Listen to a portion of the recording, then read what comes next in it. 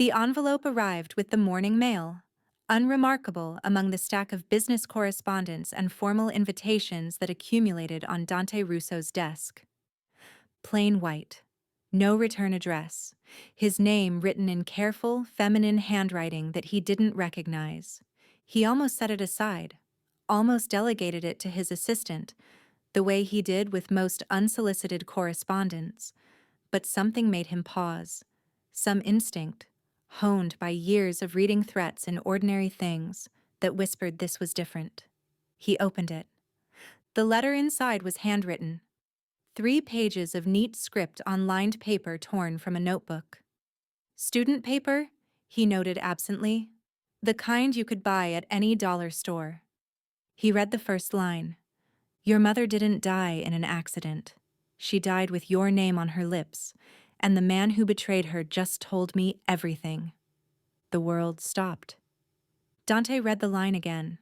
A third time. His hands had begun to shake. When had that started? And the words blurred before his eyes. His mother, Lucia Russo, dead 26 years ago in a car accident, a tragedy that had shaped the entire architecture of his life. He'd been 8 years old, hiding in a closet because she'd told him to hide, because she'd promised to come back for him. She never did. They found her body in the wreckage of her car, half a mile from the house. Single vehicle accident, the police said. She'd lost control on a curve. Tragic. Random. No one to blame but fate. He'd spent 26 years believing that story. Now a stranger, a student with cheap paper and careful handwriting, was telling him it was a lie. He forced himself to keep reading. My name is Mira Chen. I'm a graduate student at Columbia, and I work nights as a hospice caregiver. 3 weeks ago, I sat with a man named Thomas Brennan as he died. He had no family, no visitors, no one to hear his confession except me. He told me everything. He said he was your mother's driver for 2 years. He said he loved her like a sister, swore to protect her with his life. And he said that on the night she died, he was paid $50,000 to leave the gate unlocked and look the other way. Your mother didn't lose control of her car. She was run off the road by men who came to kill your father. When they didn't find him, they came for her instead. And she... Here the handwriting wavered, as if the writer had paused to collect herself. She hid you. Thomas said she put you in a closet and told you to stay quiet no matter what you heard. And when they found her, when they demanded to know where you were, she refused to tell them. She died protecting your hiding place. She died saying your name like a prayer. Thomas couldn't live with what he'd done. He ran, changed his name, disappeared, spent 40 years drowning in guilt. He found me at the hospice by accident, but I don't think it was an accident at all. I think he was looking for someone to carry this truth, because he couldn't take it to his grave. I'm not asking for money. I'm not trying to blackmail you or manipulate you. I just think you deserve to know how your mother really died. If you want to hear the rest, everything Thomas told me, every detail, every name, I'll be at the Morningside Cafe tomorrow at 3 p.m. corner booth by the window. If you don't come, I'll understand. Some truths are easier to leave buried, but I'll be there, just in case. Mira Chen. Dante sat motionless for a long time after he finished reading. The letter trembled in his grip. His chest felt hollow, carved out, filled with something that might have been rage or grief, or the peculiar devastation of realizing your entire life had been built on a lie. His mother hadn't died in an accident. She'd been murdered, and she'd died, protecting him. Boss! His second-in-command stood in the doorway, concern etched across his weathered face. Dante didn't know how long he'd been standing there. Didn't know how long he'd been sitting here, frozen, the letter burning in his hands. Clear my schedule, Dante heard himself say. Tomorrow. All of it. Everything? But the Castellano meeting. I said all of it. Something in his voice must have conveyed the gravity of the moment because Marco didn't argue.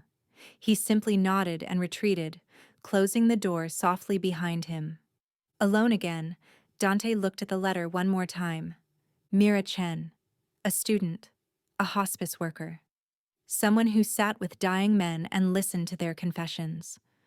She had no idea what she'd just walked into. And tomorrow, at 3 p.m., Dante Russo was going to find out if she was telling the truth, or if she was the most dangerous threat he'd faced in years. The Morningside Cafe was a small, worn establishment near Columbia's campus, the kind of place that survived on coffee-addicted students and professors seeking refuge from institutional fluorescent lighting. Dante arrived early, scanned the room with the practiced efficiency of a man who had survived 3 assassination attempts before his 30th birthday, noted the exits, the sight lines, the handful of customers scattered across mismatched tables. And there, in the corner booth by the window, exactly where she'd promised to be, a young woman with dark hair pulled back in a messy bun, a laptop open in front of her, a cup of tea cooling at her elbow. She was younger than he'd expected, mid-20s maybe, with the particular exhaustion of someone who worked too much and slept too little. Her clothes were practical: jeans, a worn sweater, boots that had seen better days. No makeup, no jewelry, nothing that suggested she was trying to impress anyone. She looked up as he approached, and he saw her eyes widen with recognition. So she knew his face. Had done her research, at least. Mr. Russo. She started to rise, but he waved her back down. I wasn't sure you'd come. Neither was I. He slid into the booth across from her, studying her face with the same intensity he'd used to evaluate a potential enemy. How did you find me? Thomas knew who you were, what you'd become. Her voice was steady, but he could see her hands trembling slightly around her teacup. He followed your rise, read every article, watched every news clip. I think he wanted to tell you the truth for years. He just couldn't find the courage. So he told you instead. I'm easy to tell things to. People at the end, they need to confess, need someone to hear them before they go. She met his eyes, and he saw something unexpected there. Not fear, though she must have known what he was. Not greed or calculation, just a quiet, steady compassion that caught him off guard. Thomas spent 40 years carrying this secret. It was killing him long before the cancer. I think telling me was the only peace he found. And you decided to share his confession with me out of, what? The goodness of your heart? Out of basic human decency. A flash of fire in her eyes, quickly banked. Your mother was murdered. You had a right to know. Most people would have gone to the police. With what evidence? The deathbed confession of a man who's already been cremated? She shook her head. The police can't give you justice, Mr. Russo. I suspect you know that better than anyone. Dante leaned back, reassessing. She was smart, practical, and completely unafraid of him, despite clearly understanding what he was capable of. Tell me everything, he said. Every detail Thomas gave you. Every name. That's why I'm here.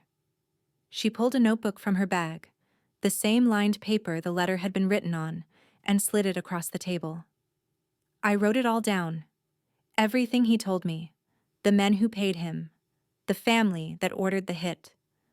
The reason they wanted your father dead. Dante looked at the notebook. Looked at this woman who had walked into his world with secrets that could destroy empires. Why? He asked. You don't know me. You owe me nothing. Why risk yourself for this? Mira was quiet for a moment.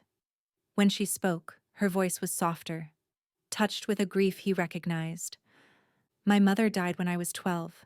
Car accident. Everyone said it was random, just bad luck. Wrong place at the wrong time. She paused. I spent years wondering if that was true. If there was something I didn't know, some explanation that would make it make sense. Was there? No, it really was just an accident. Just terrible, meaningless luck. She looked at him, and he felt something shift in his chest. But I know what it's like to wonder, to spend years with questions no one can answer. You don't have to wonder anymore, Mr. Russo. You can know. Dante picked up the notebook, felt the weight of it in his hands, this flimsy collection of paper and ink that contained the truth about his mother's death. If what you've told me is true, he said slowly, then you're in danger. The people responsible, they won't want this information getting out. I know. You know. And you came anyway. Some things matter more than being safe. She stood, gathering her laptop, preparing to leave. I've told you everything I know. What you do with it is up to you. Wait! She paused, looking down at him with those dark, knowing eyes. I need more than a notebook, Dante said.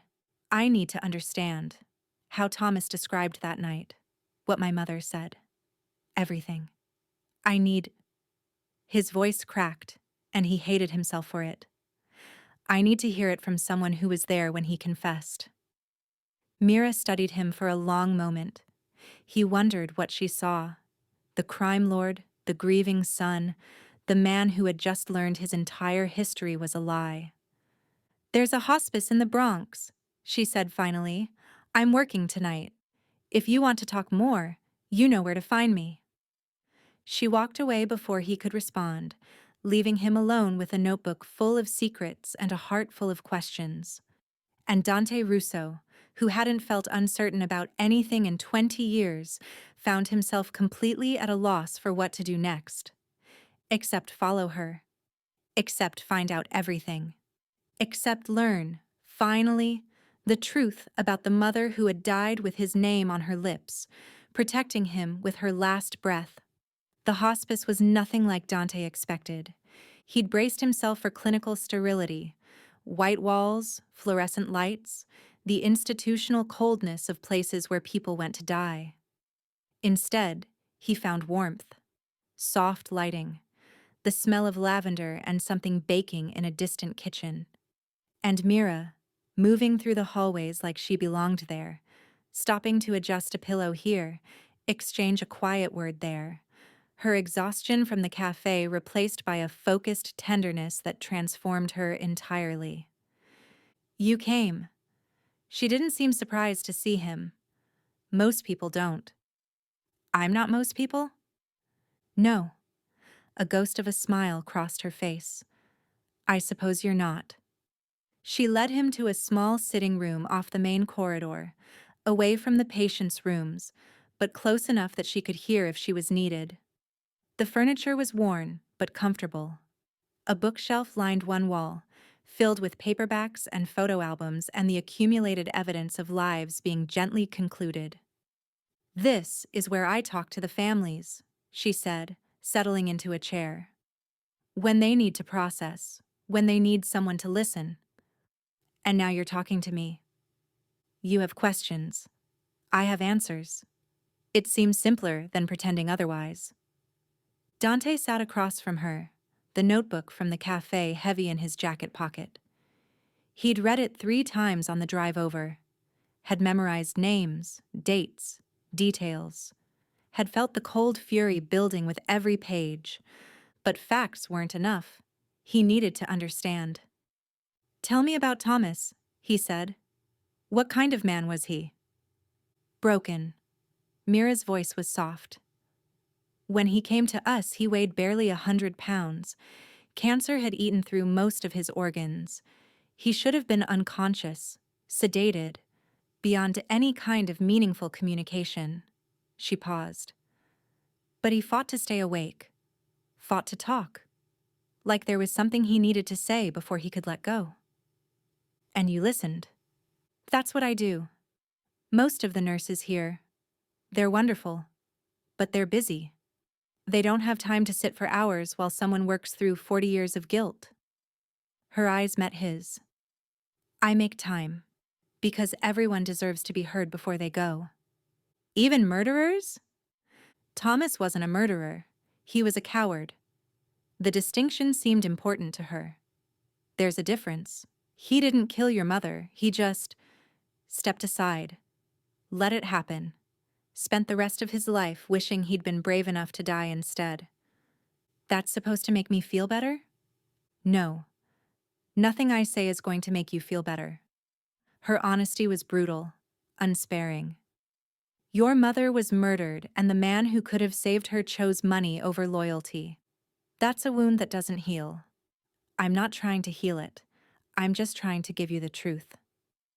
Dante was quiet for a long moment.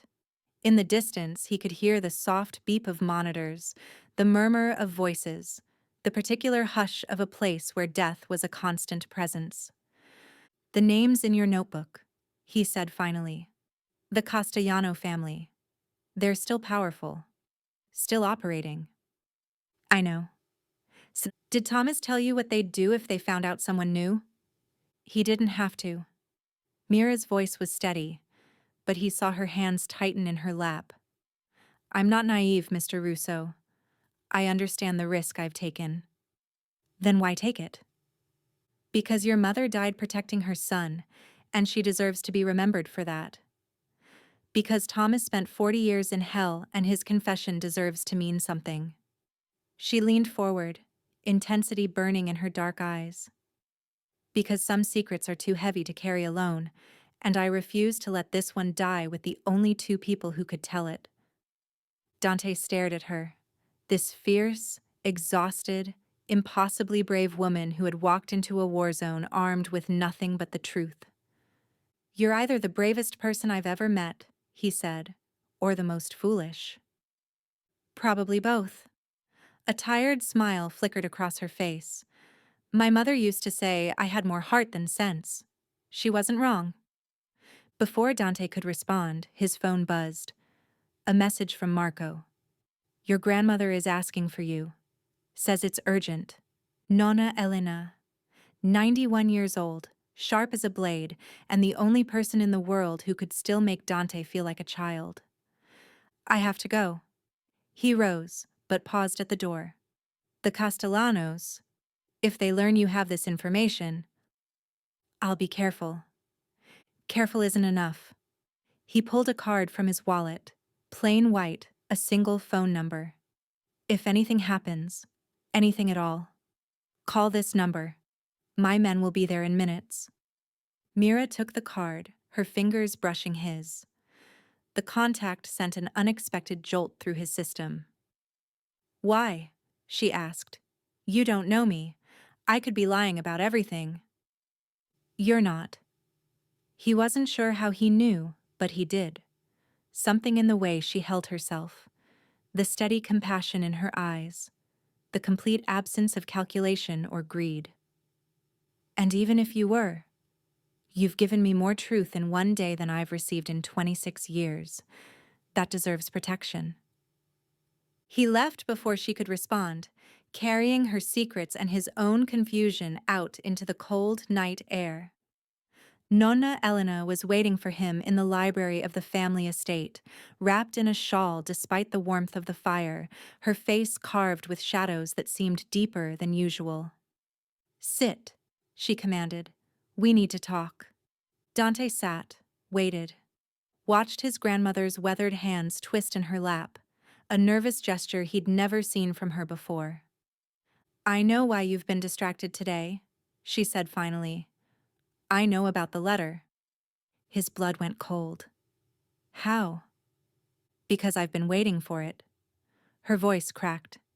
For 26 years, I've been waiting for someone to tell you the truth. You knew. The words came out flat, dangerous. You knew my mother was murdered and you said nothing. I knew pieces, fragments, enough to suspect, never enough to prove. Elena's eyes glistened with tears she was too proud to shed. Your grandfather handled everything after Lucia died. He told me it was an accident, and when I questioned him, he made it clear that some truths were too dangerous to uncover. He lied to me. He protected you. The Castellanos were powerful then, more powerful than we were.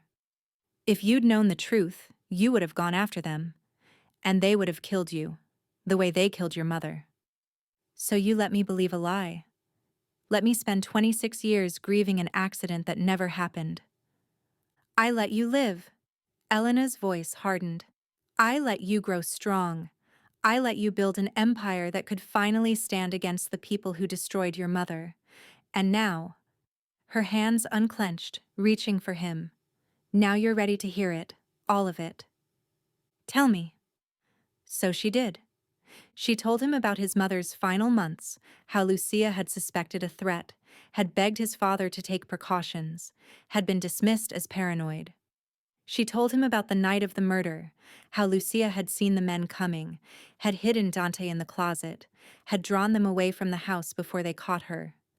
She told him about Thomas Brennan, the driver everyone trusted, who had been bought with money he later drank and gambled away in a decades-long spiral of self-destruction.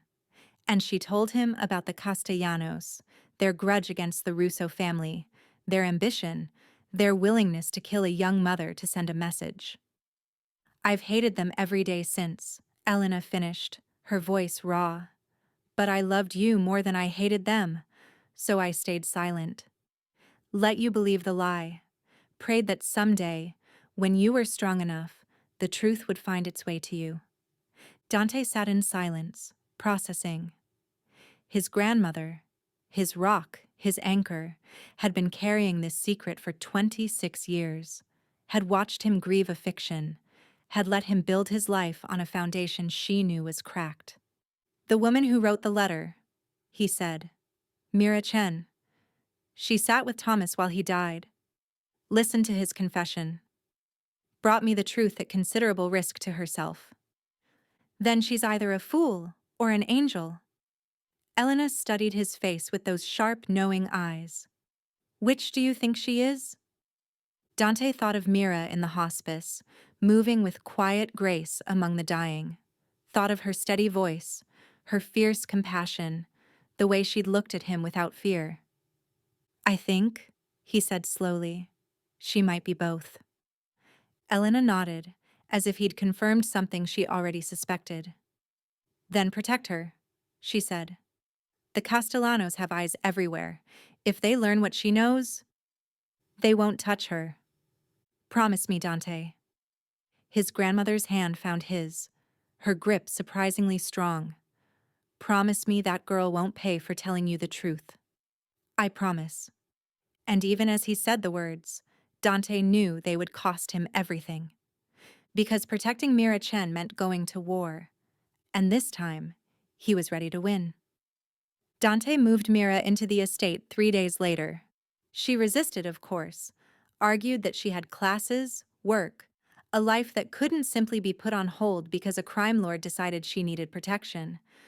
But when his men showed her the photographs, surveillance shots of her apartment building, her walk to campus, the hospice where she worked, her protests died in her throat.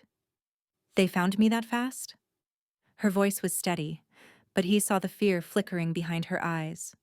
The Castellanos have been watching my movements for years. The moment you met me at that cafe, you became a person of interest. Dante kept his voice clinical, professional. It was easier that way. Your apartment isn't safe.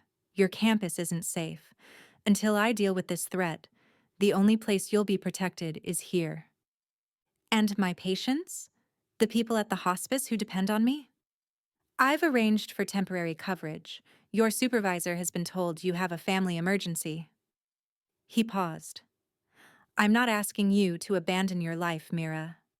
I'm asking you to stay alive long enough to return to it. She was quiet for a long moment, staring at the photographs spread across his desk. Her apartment building, her favorite coffee shop, the bench where she studied between classes. They'd been watching her for days, cataloging her routines, preparing. Okay, she said finally, but I'm not hiding in some gilded cage. If I'm staying here, I want to help. I want to know what you're planning. That's not... I walked into this with my eyes open, Mr. Russo. I brought you this information knowing exactly what it could cost me. Don't insult me by treating me like a damsel who needs to be locked away while the men handle things. Dante stared at her, this graduate student with her worn sweaters and fierce eyes, demanding a seat at a table where men had been killed for less. You're not what I expected, he said. Neither are you. She met his gaze without flinching. I thought you'd be colder, more ruthless, less. She stopped, searching for the word. Less what? Human. The word hung between them.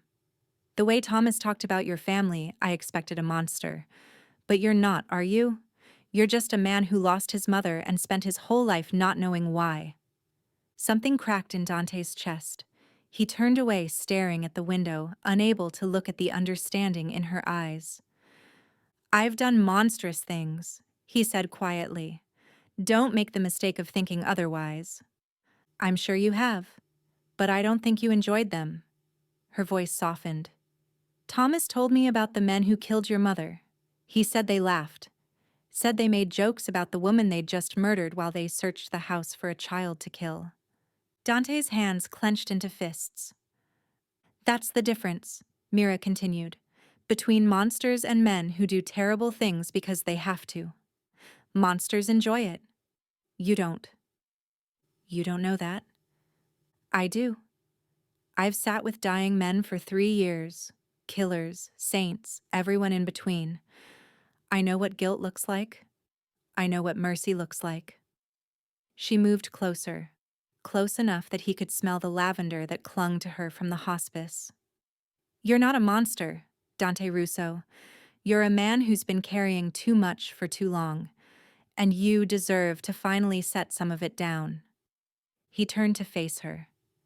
She was so close now, close enough to touch, close enough to pull into his arms and never let go. You're in my house, he said, his voice rough. Under my protection. Getting involved with me would be a terrible idea.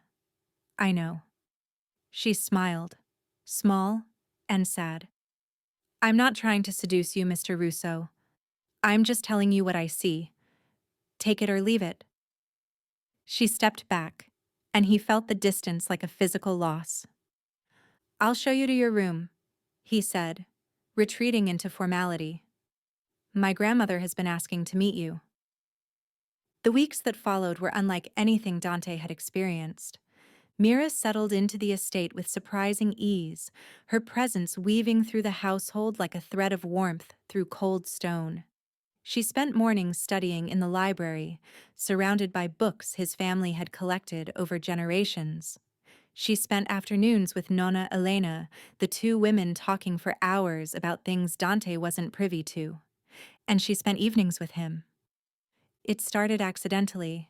She wandered into his study one night, unable to sleep, and found him poring over files on the Castellano family.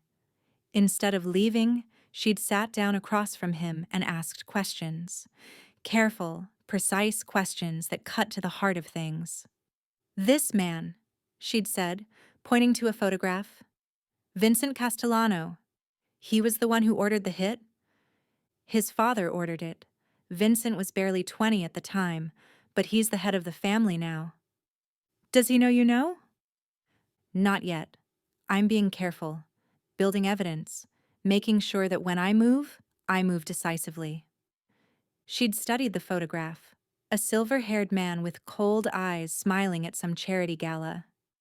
He looked so normal, like someone's grandfather. Monsters usually do. After that, she appeared every evening.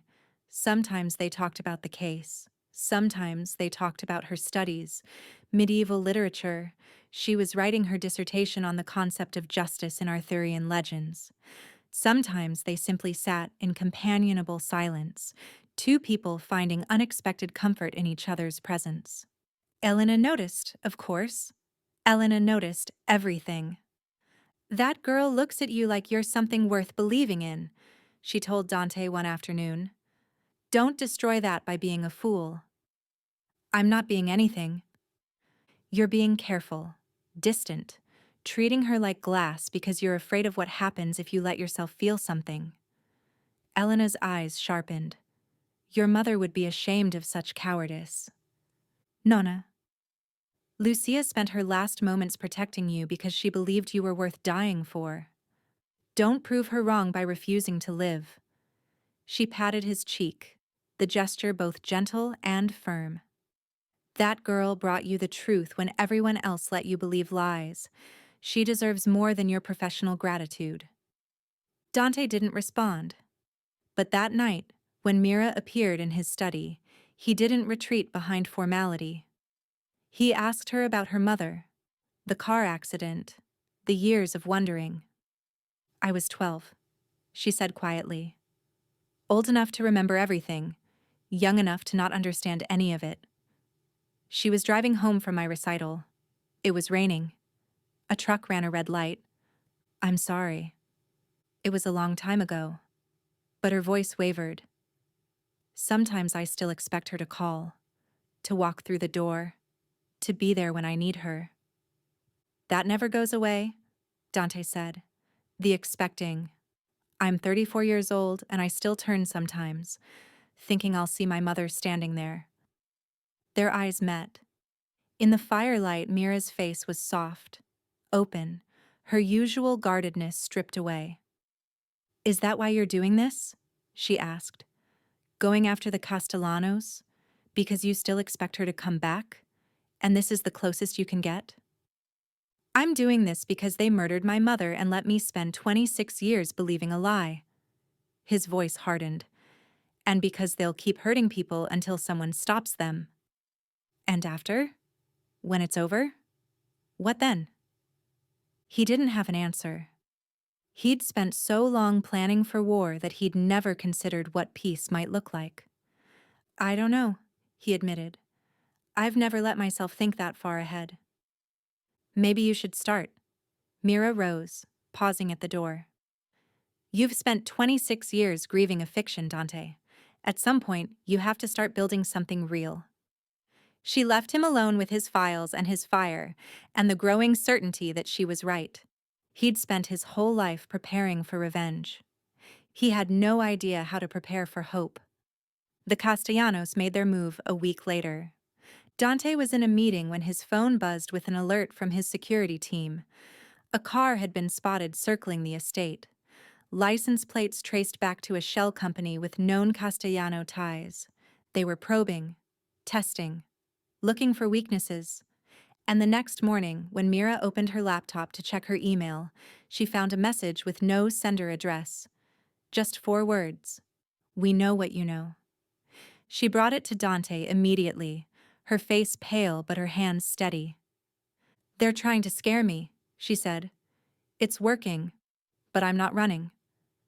I never thought you would. He pulled her close without thinking. An instinct, a need to protect, that went beyond professional obligation. She stiffened for just a moment, then relaxed into his arms, her head resting against his chest. They don't understand, she murmured. They think I'm just a witness, a loose end to be tied off. You're not? I'm the woman who gave you the truth. She pulled back to look at him, her dark eyes fierce. I'm the reason you finally know what happened to your mother. And I'm not going to let them make me regret that. Dante looked at her. This brave, impossible woman who had walked into his world and refused to be frightened out of it. When this is over, he said, his voice rough, we need to talk. About what this is. About what we're becoming. I know. She reached up, her fingers brushing his jaw. But first, we survive. First, we survive, he agreed. And he began planning the war that would finally bring his mother's killers to justice, with Mira beside him, refusing to be anywhere else. The Castellanos didn't attack the estate. They were smarter than that. They went after the hospice. Dante was in a meeting with his lieutenants when the call came. A fire had broken out at Morningside Hospice, multiple patients trapped, emergency services overwhelmed. The building where Mira had worked, where she'd sat with dying men and listened to their secrets, was burning. It's a message, Marco said grimly. They're showing you what they can reach. But Dante wasn't listening. He was watching Mira's face as she processed the news. The horror, the grief, the particular devastation of someone watching a place they loved being destroyed. Mrs. Patterson, she whispered. Mr. Rodriguez. They can't be moved. They're too fragile. The fire department is on scene. They won't know. They won't understand that you can't just evacuate people on life support. She was already moving toward the door. I have to go. I have to help. Mira, wait. Those are my patients, Dante. Her eyes were wild, desperate. They're dying alone in a fire because of me, because I gave you that letter. I won't let them. It's a trap. He caught her arm, pulling her back. The Castellanos are waiting for you to show up, the moment you're outside these walls. Then come with me. She gripped his shirt, her face inches from his. Bring your men. Bring an army. I don't care. But I am not standing here safe while people I love are burning. Dante looked at her. This woman who had walked into his world with nothing but truth and compassion, who was now willing to risk everything for patients she could no longer even visit. Marco? He said, not taking his eyes from hers. Every man we have. Now. The hospice was chaos. Fire trucks blocked the street. Smoke poured from shattered windows. Families clustered on the sidewalk, some weeping, some screaming, all watching the building that held their dying loved ones crumble before their eyes. Mira was out of the car before it fully stopped, racing toward the entrance despite the firefighters trying to hold the crowd back. I work here, she was shouting, shoving past barriers. I know the layout. I know where the patients are. A firefighter grabbed her arm. Ma'am, you can't. The East Wing. She was talking fast, desperate. There's a secondary exit through the service corridor. The smoke won't have reached it yet. You have to. Dante caught up to her, flanked by his men, scanning the crowd for threats even as his focus stayed locked on Mira. She knows the building, he told the fire captain, his voice carrying the authority of a man accustomed to being obeyed. Listen to her. Whether it was his tone or the desperation of the situation, the captain nodded. Mira was pulled into a huddle of firefighters, pointing at a building schematic, her voice cutting through the chaos with surprising clarity. That's when Dante saw them. 3 men at the edge of the crowd, watching. Not the fire, not the frantic families. Watching Mira. His hand found his weapon. Marco, 3 o'clock, black jackets. I see them. Take 2 men, circle around. Don't let them out of your sight. But the Castellano men weren't interested in being subtle. The moment Marco moved, they moved too.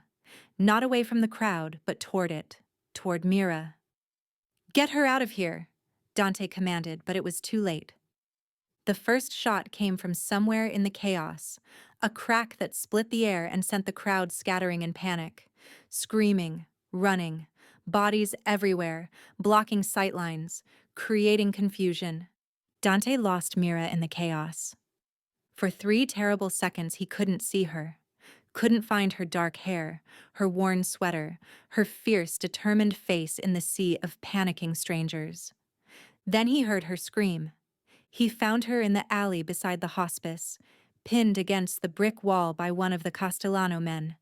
A knife glinted at her throat. Her eyes were wide but steady, refusing to look away from the man who held her life in his hands. Russo. The man smiled, showing teeth. Vincent sends his regards. Says to tell you this is what happens when people talk. Let her go. Dante's weapon was raised, aimed at the man's head, but the angle was wrong. One wrong move and the knife would find Mira's throat before the bullet found its target. This is between me and the Castellanos. She's not part of it. She made herself part of it when she brought you that letter. The man pressed the knife closer, and Dante saw a thin line of blood appear on Mira's neck. Vincent's orders are clear. Anyone who knows the truth dies, starting with her. If she dies, there's nowhere on earth you'll be safe. No protection Vincent can offer. I will tear your organization apart piece by piece, and you will be the first to fall. Big talk for a man watching his woman bleed. His woman. The words hit Dante like a physical blow because they were true. Somewhere in the past weeks, Mira had become exactly that. His. Not a witness to protect or a problem to manage, but a woman who had carved herself into his heart without either of them meaning for it to happen. You don't have to do this? Mira's voice was calm, impossibly calm for someone with a knife at her throat. Thomas told me everything before he died. The guilt he carried, the way it destroyed him. Is that what you want? 40 years of running from what you've done? Shut up. I've sat with dying men. I know what guilt looks like. It's eating you alive right now, isn't it? The knowing that you're about to kill an innocent woman for people who wouldn't cross the street to save your life. I said shut up. Vincent won't protect you. The moment you're a liability, he'll cut you loose the same way Thomas was cut loose. You'll spend the rest of your life running, hiding, waiting for someone to... The man's grip loosened. Just a fraction. Just enough. Mira moved. She dropped her weight suddenly, ducking under the knife, driving her elbow back into her captor's ribs with a force that spoke of self-defense training Dante hadn't known she had. The man stumbled, off balance for just a second. A second was all Dante needed. The shot was clean. Precise. The man dropped, and Mira scrambled away from him, pressing herself against the brick wall, her chest heaving. Dante was beside her in an instant, his hands running over her face, her shoulders, the thin line of blood on her neck. Are you hurt? Mira, look at me. Are you hurt? I'm okay. Her voice was shaking now, the adrenaline flooding out and leaving only trembling aftermath. I'm okay, He kissed her. It wasn't gentle. It wasn't careful. It was desperate and fierce, and tasted like smoke, and fear, and overwhelming relief. Her hands fisted in his jacket, pulling him closer, and he felt her shake against him.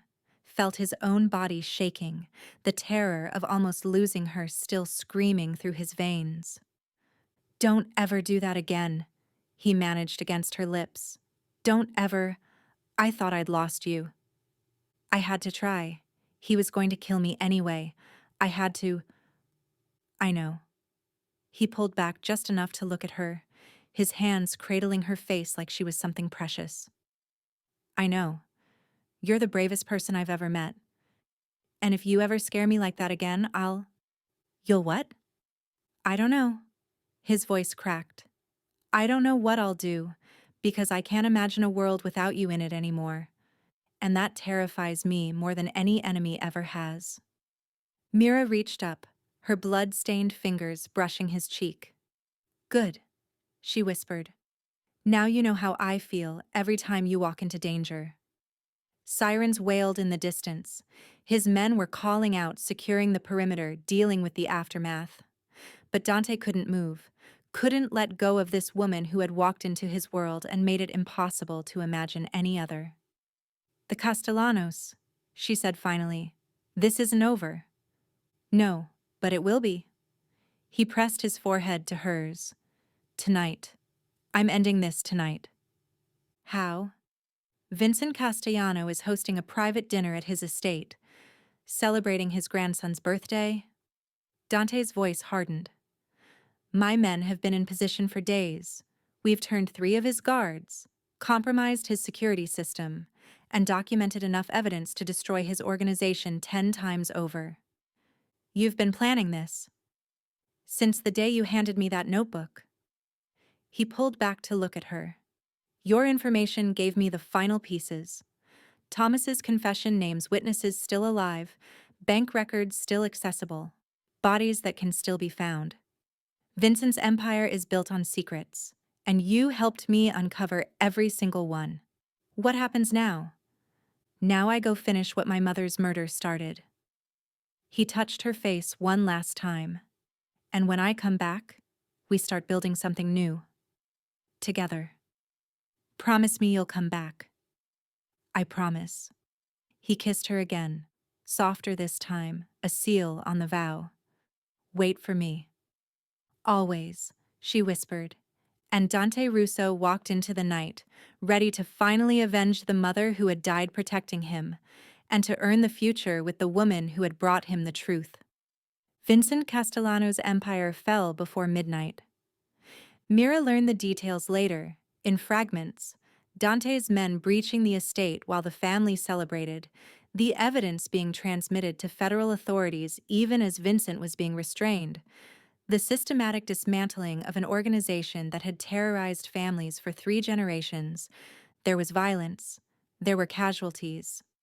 But when Dante walked through the door of his grandmother's estate at 3 a.m., he was whole, bloodied but breathing, victorious but hollow. Mira was waiting in the library, unable to sleep, wrapped in a blanket and staring at flames that had long since burned to embers. She rose when he entered, taking in the state of him, the exhaustion carved into his face, the weight he still carried despite the victory. It's done, he said. Vincent is in federal custody. The evidence we compiled will keep him there for the rest of his life. The men who actually... His voice caught. The men who killed my mother are dead. They died tonight. How do you feel? The question seemed to catch him off guard. He stood in the doorway, this powerful man who had just brought down an empire, and looked utterly lost. I don't know, he admitted. I thought I'd feel something. Relief, satisfaction, peace. He shook his head. I just feel empty. Like I've been running towards something for 26 years, and now that I've reached it, I don't know how to stop. Mira crossed the room and took his hands in hers. They were cold, trembling slightly. The hands of a man who had finally set down a burden he'd carried for so long he'd forgotten what life felt like without it. That's what happens when vengeance becomes your whole identity, she said softly. You achieve it, and you realize it was never going to fill the void. It was just something to do while the void consumed you. Then what fills it? Living. She squeezed his hands. Building something new. Letting yourself feel things you've been too busy to feel. Love. Joy. Hope. Her voice softened. All the things your mother died to give you the chance to experience. Dante's composure cracked. The tears he'd been holding back for 26 years, for a lifetime, finally broke free, streaming down his face in silent rivers of grief. Mira pulled him into her arms without hesitation. He collapsed against her, this man of power and violence, sobbing like the 8-year-old boy who had hidden in a closet while his mother died protecting him. She held him for a long time, didn't speak, didn't try to comfort him with words. Just let him feel it, all of it, finally, completely, without having to be strong. When the tears subsided, he pulled back just enough to look at her. His eyes were red, his face ravaged, but something in his expression had shifted, lightened, as if a weight had finally been lifted. Stay, he said. Not because it's safe now, not because you need protection. Stay because I'm asking you to, because I don't want to learn how to live again without you. Dante! I know it's too fast. I know we've only known each other for weeks. But I've spent 26 years not living, and I don't want to waste another day. He cupped her face in his hands, his thumbs brushing away the tears she hadn't realized she was crying. I love you, Mira. I love your courage and your compassion and the way you look at me like I'm something worth saving. I love that you walked into my world with nothing but the truth and refused to leave even when it almost killed you. I love you too. The words came out easily, naturally, as if she'd been waiting her whole life to say them. I've loved you since you showed up at the hospice because you needed to understand how your mother died.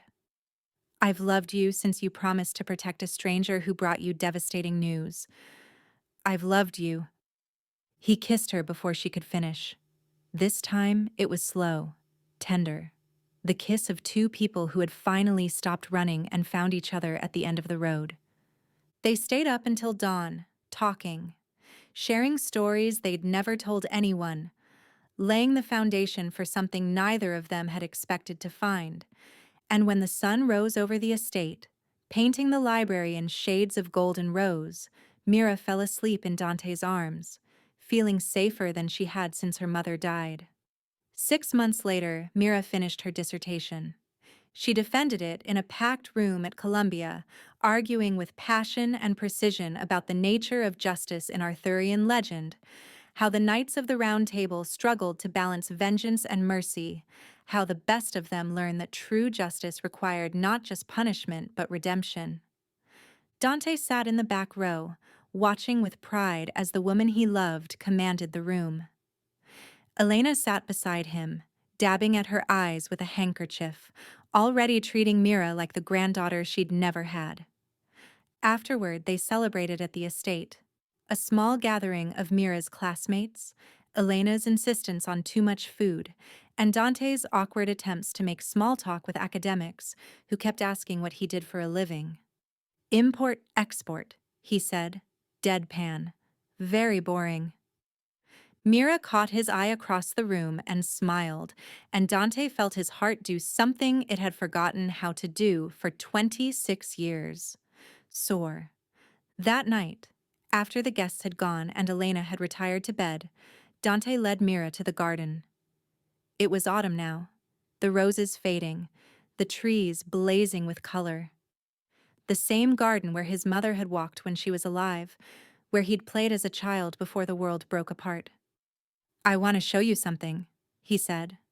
He led her to a corner she'd never seen, a small memorial hidden among the hedges, a stone bench, a plaque with his mother's name, and fresh flowers, laid that morning.